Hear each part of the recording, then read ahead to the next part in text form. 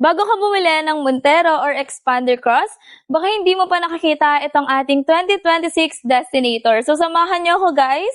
Ikutan lang natin saglit itong ating Destinator GT, which is our top of the line for our Destinator lineup. So I'll be sharing with you kung magkano ba yung mga prices and promo na pwede nating mai-offer for this specific unit. Hi guys! Again, this is Christine Salazar Olimba from Mitsubishi Abad Santos. If you are interested or you're looking forward na mag-avail ng ating Destinator GT, I'll be sharing with you our 2026 Destinator in Quartz White Pearl. So, syempre guys, simulan muna natin sa harapan ng ating unit. By the way, meron tayo ditong LED na daytime running light, headlight, and naka-LED na rin yung ating fog light. Then, ganito nga pala yung design ng ating front grille for our Destinator. Meron din tayong camera for the multi-around view or yung ating 360 camera na tinatawag. Then, we also have here mga sensors para sa other safety features ng unit natin na ipapakita ko sa inyo mamaya. So under the hood guys, we have your 1.5 liter water intercooled turbo gasoline engine. So ito nga pala yung loob ng ating engine bay. So para lang at least meron kayong idea kung ano ba ang meron under the hood. So alam nyo ba guys na itong Destinator GT lang ang pwede mong i-start using your mobile phone. So by the way guys, isa ito sa mga kinukonsider ng ating mga consumer kung bakit gusto nilang magkaroon ng Destinator GT dahil sa kanyang mga advanced safety features and mga bagong features na wala sa ating mga existing Mitsubishi lineup. So bago ang lahat guys, papakita ko pa sa inyo, dito naman tayo sa side. So guys, yung ating Destinator GT is equipped ng 18-inch two-tone alloy rims and by the way, naka-disc brake tayo front and rear. So bago natin pasukan yung unit guys, papakita ko na rin muna sa inyo yung kanyang remote key.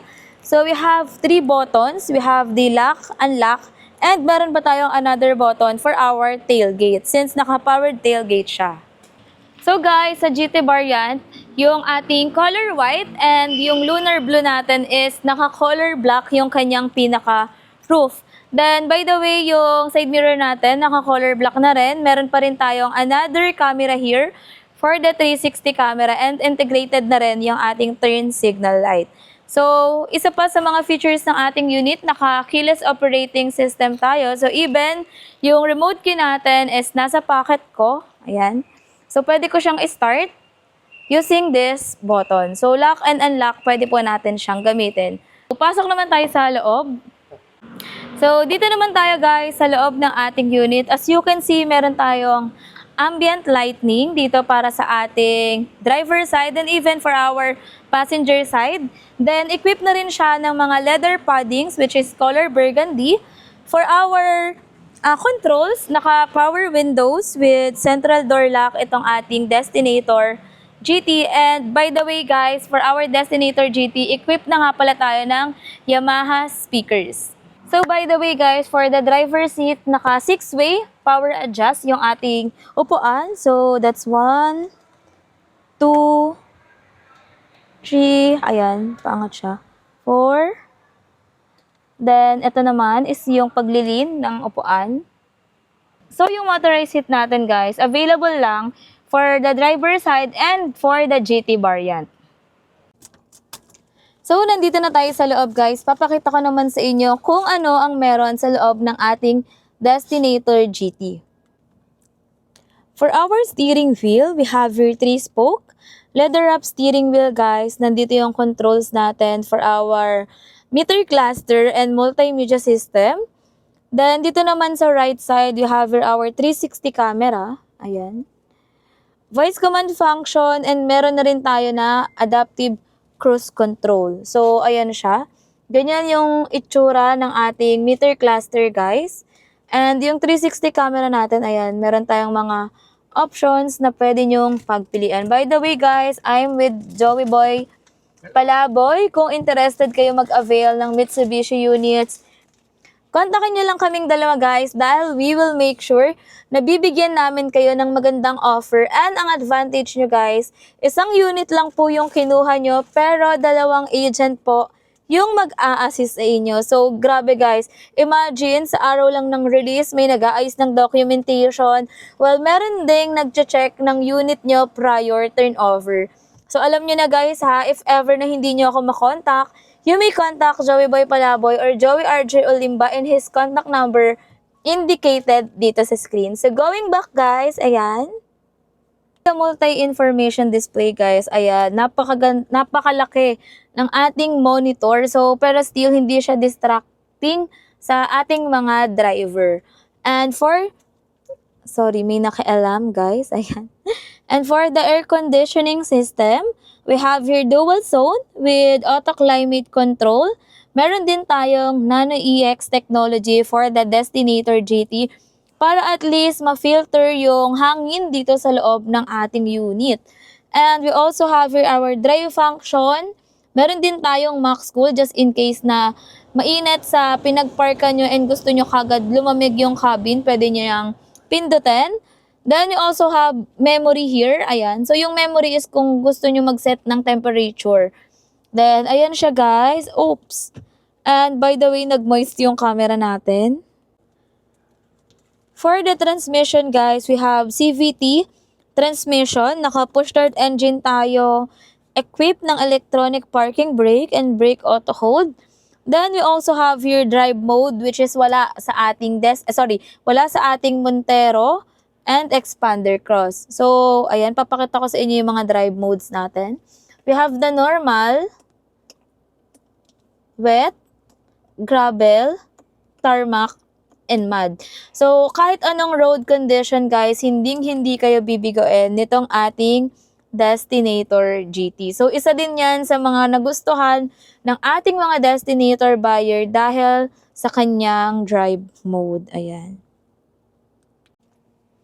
At alam niyo ba guys, ito medyo simple lang to para siguro sa iba. Pero isa rin to sa mga nagustuhan ng ating mga Destinator buyer. Itong ating parang cooler.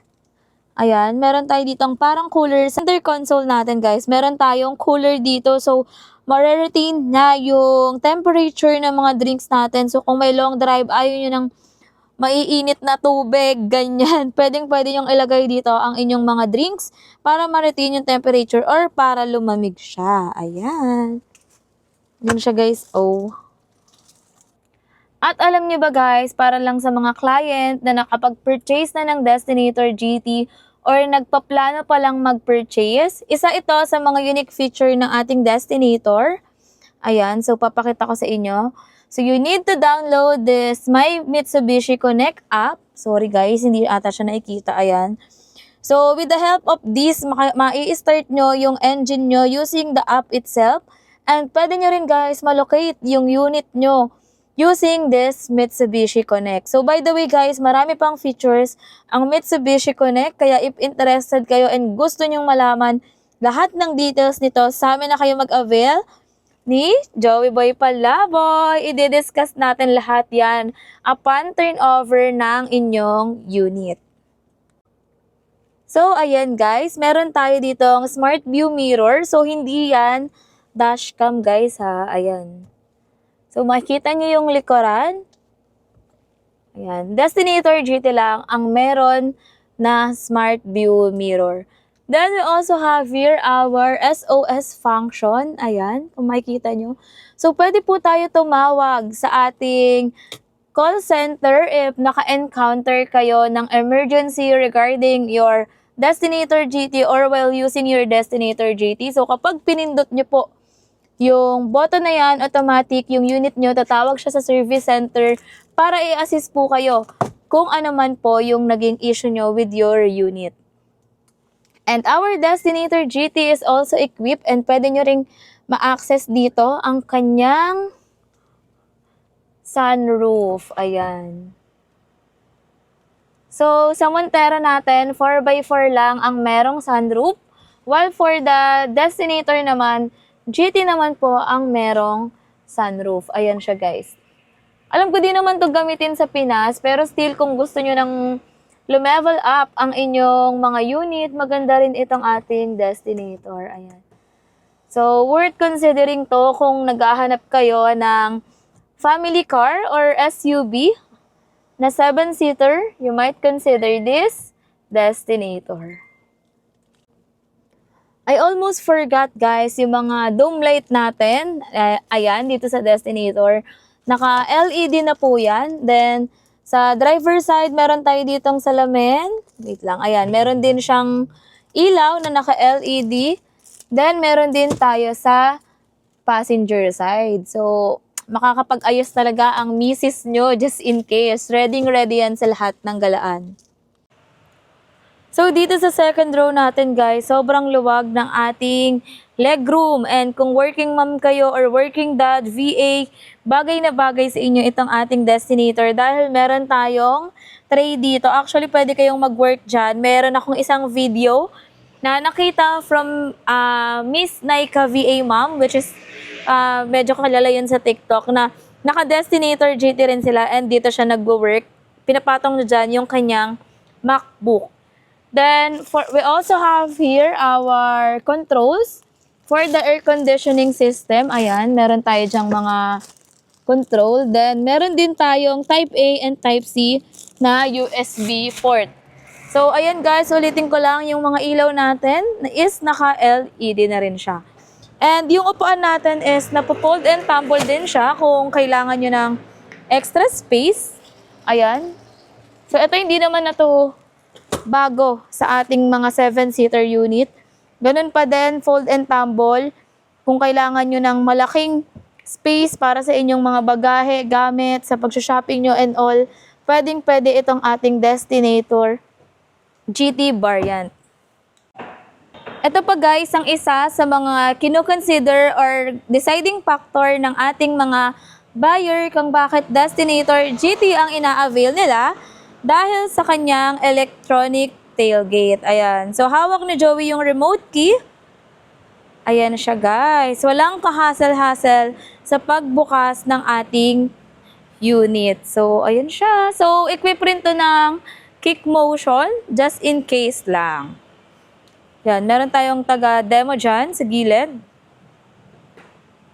So, perfect na perfect to sa mga katulad ko na hindi gaano biniyayaan sa kanyang height. So, for the lighting system guys, naka-LE combination of LED na rin yung ating rear lights. Ayan. So, pag-usapan naman natin guys, ang presyo nitong ating Destinator GT. So, tulad ng nabanggit ko kanina, we have 4 color options for our Destinator GT. For our gray and color jet black mica, it retails for 1,929,000. Then for the lunar blue naman, it retails for 1,939,000. And for this quartz white pearl, it retails for 1,954,000. And aside from that guys, nag-offer tayo dyan ng 0 down payment for all banks approval. And meron pa kayong 10,000 worth of fuel for our Destinator units except for the Destinator GLX. And meron pa tayong mga exclusive freebies na ipamimigay para sa ating Destinator. So by the way guys, napakadali lang ng process dito sa amin sa Mitsubishi Abad Santos. You only need to fill out the credit application form and mag-submit lang kayo ng requirements sa akin online via Viber, WhatsApp, email, Facebook Messenger, or any messaging app na convenient on your side. Then ako na yung bahala mag-process ng application nyo. So, 2 valid IDs and proof of income lang ang kailangan. Ako na ang bahala sa approval nyo. Again guys, I am Christine Salazar Olimba from Mitsubishi Abad Santos, Manila, and I hope to see you here. Kung meron kayong mga questions or inquiries for quotation, you might contact me through my social media account at 0933-561-5981 or pwede rin kay Joey Boy Palaboy at 0906-220-2434. Pwede nyo rin kaming bisitahin dito sa amin sa Mitsubishi Abad Santos, located at number 2943 Jose Abad Santos, Manila, para makita nyo yung mga actual unit na ino-offer natin dito sa ating mga videos. So ayun lang guys, sana isa kayo sa maging client ko this 2026. Bye!